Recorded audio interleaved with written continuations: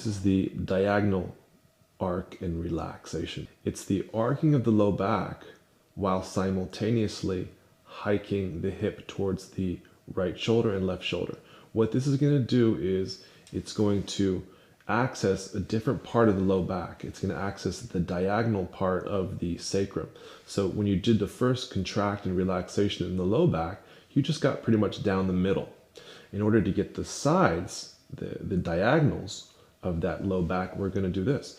So you're going to, on the inhale, arc the low back, get the muscles so that you can feel them contracting, and then gently slide the right hip towards the right shoulder.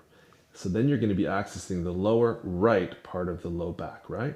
And then relax the hips to neutral, relax the back down. I want you to capture the feeling, but don't overdo it. Okay, so let's go for the left side. So again, you're arcing, contracting the low back, gets a nice feeling. Don't overdo it, and then slowly, simultaneously slide the left hip towards the left shoulder.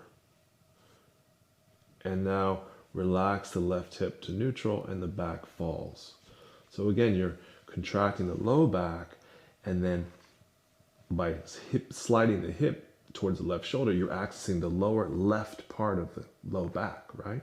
So it's a little bit more feeling. Again, the purpose is to get as much as we can feel, contract and relax. Let's do that one more time. So you're going to arc the low back on the inhale, get a little feeling there, and then slowly slide the right hip towards the right shoulder, and then slowly relax the hips to neutral, let the back fall. And you're not pressing the back down, you're just relaxing the muscles, and then the back falls. Let's do the left side now. So you're inhaling, arcing, good, and then slide that left hip towards the left shoulder until you can feel that lower left side contract, and then slowly relax the hip and relax the back down. I can't stress it enough that you don't have to really intensely contract in order to get a response in the tissue. You just need to register some feeling, and then the body will use that to relax the muscles. So just so you know, you don't have to contract so intensely in order to get an effect. You can actually get just a little bit of feeling. As long as the brain registers the feeling of the muscles tightening, that's going to create an effect on the muscles relaxing and lengthening out. Okay, so there's no need to overdo.